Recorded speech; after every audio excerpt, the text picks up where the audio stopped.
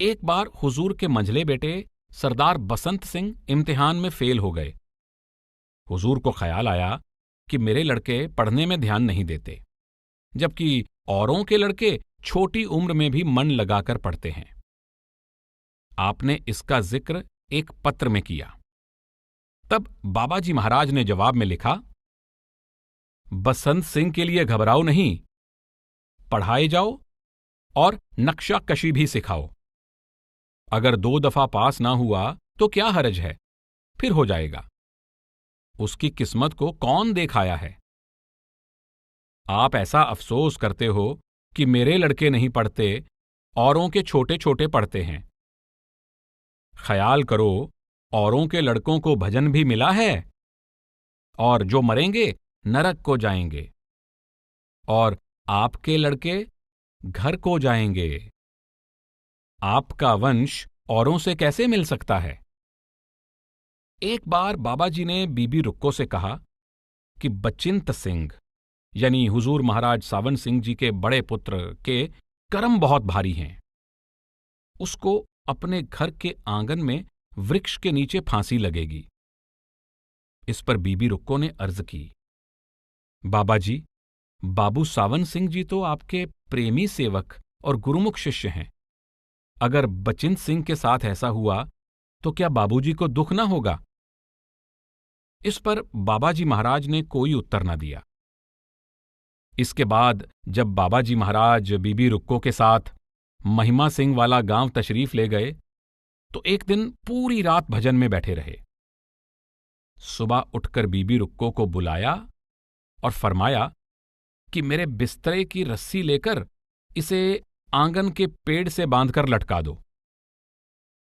जब बीबी रुक्को ने रस्सी पेड़ पर से लटका दी तो बाबाजी ने बचिंत सिंह जी को बुलाकर रस्सी के दूसरे सिरे का फंदा बनवाकर बचिंत सिंह जी के गले में डाला और बीबी रुक्को को हुक्म दिया कि जब मैं रस्सी खींचूं तब चाकू के एक ही वार से सिर के ऊपर की रस्सी काट देना। जब बाबाजी ने रस्सी को खींचा तो बीबी रुक्को ने उसे एक ही वार में काट दिया। इसके बाद बाबाजी महाराज ने बचिंत सिंह जी से फरमाया, जा, तुझे स्वामी जी महाराज ने बख्श दिया है। यह घटना सरदार बचिंत सिंह जी कभी कभी सुनाया करते थे। बीबी रुक्को से भी यह किस्सा मैं 1-2 बार सुन चुका हूं। हुजूर को बाबाजी महाराज ने एक पत्र में परमार्थी के लिए रहनी बताई और इस प्रकार आदेश दिया, जिस वक्त सरकारी काम कर चुको फिर किसी के साथ नहीं बोलना, और शाम के वक्त 6 से 8 बजे तक भजन में बैठना, फिर 8 बजे से 10 बजे तक सत्संग करना।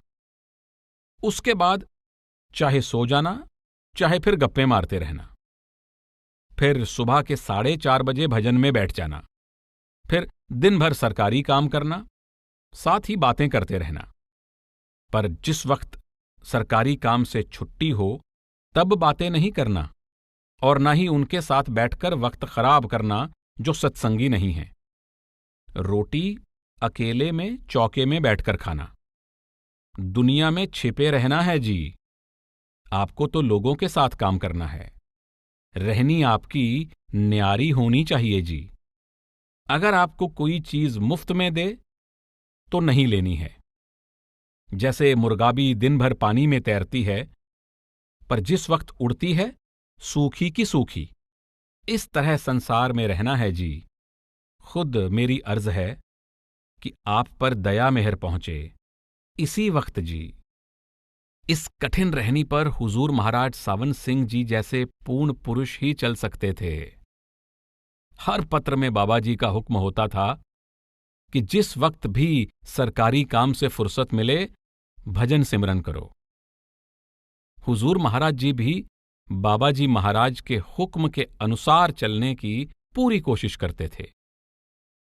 अपनी सारी तनख्वाह आप बाबाजी से पूछकर उनके आदेश के अनुसार खर्च करते थे। बाबाजी कभी कभी खुद आपसे आने वाले वर्ष की आमदनी का ब्यौरा पूछते और फिर खर्च करने के बारे में आदेश देते। 25 नवंबर 1897 के पत्र में आपने हुजूर को लिखा, यह भी लिखना कि रुपया इस साल में कितना आएगा, तनख्वाह और भत्ता एक माफिक है या अलग, लिखना। फिर मैं आपको इस साल की कमाई खर्च करने के बारे में बताऊंगा। और आप मेरे प्राण हो जी, खुद मेरे साथ रहोगे। डेरे में जब छोटा सत्संग घर बनकर तैयार हो गया तो इसमें बाबा जी महाराज ने केवल एक ही सत्संग किया। प्रेमी सत्संगियों के बार बार अनुरोध करने पर फरमाया, यहां बाबू सावन सिंह सत्संग किया करेंगे। अपने धुरधाम जाने से कुछ महीने पहले आपने फरमाया, हमारा यहां का काम खत्म हो चुका है। फिर फरमाया, हम बहुत समय से यही काम करते आए हैं, इसके बाद अब मृत्युलोक में वापस नहीं आएंगे। चोला छोड़ने से कुछ महीने पहले जुलाई 1903 में एक इतवार के दिन बाबा जी महाराज ने हुक्म दिया कि सब सत्संगी जाकर सत्संग घर में भजन में बैठें। आप खुद नहीं गए, बीबी रुक्को तथा एक और सत्संगी भी नहीं गए। बाबा जी महाराज ने हुक्म दिया कि बीबी, आप दोनों भी सत्संग घर में जाकर भजन में बैठो। बीबी रुक्को ने कहा कि आप जाएंगे तो हम भी जाएंगे, आप चलकर सत्संग करो। बाबा जी बोले, तू जा तो सही, सत्संग करने वाला वहां बैठा है। बाबा जी के हुक्म देने पर बीबी रुक्को उस सत्संगी के साथ गईं। सत्संगी तो बाहर खड़ा रहा और बीबी रुक्को सत्संग घर में गईं।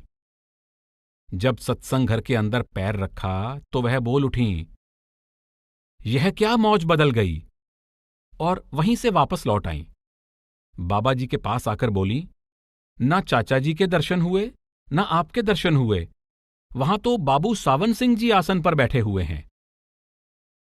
इस पर बाबा जी महाराज ने फरमाया, बीबी हुक्म मानो।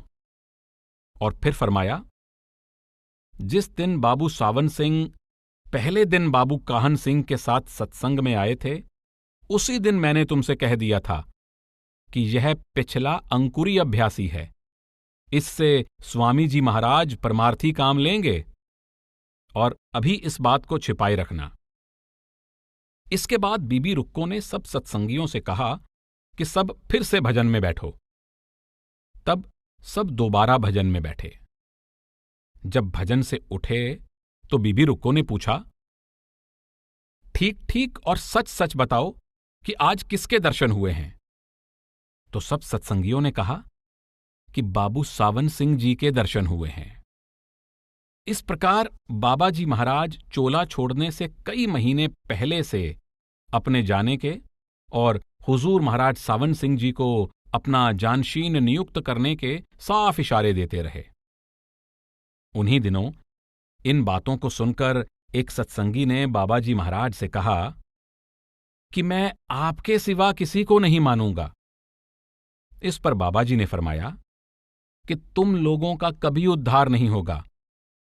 तब सत्संगी ने हाथ जोड़कर अर्ज की, सच्चे पातशाह, मैं तो बहुत नादान हूं, कृपा करके अपनी बात समझाइए। बाबा जी ने जवाब दिया, प्रत्यक्ष बैठे संत जिसे अपना जानशीन मुकर्रर करते हैं वह उनका ही स्वरूप होता है। फिर फरमाया, जिसे मैं मुकर्रर करूंगा वह मुझसे भी तेजस्वी होगा। मैं गुप्त रहा हूं और वह प्रकट रहेगा। मैं तो हर एक का लिहाज रखता था, वह परमार्थी के सिवा किसी से मेलजोल नहीं रखेगा। फिर बाबा जी ने कहा, संतमत की किसी को समझ नहीं आई, जिसे संत खुद समझ देंगे वही समझेगा, जीव को क्या खबर है।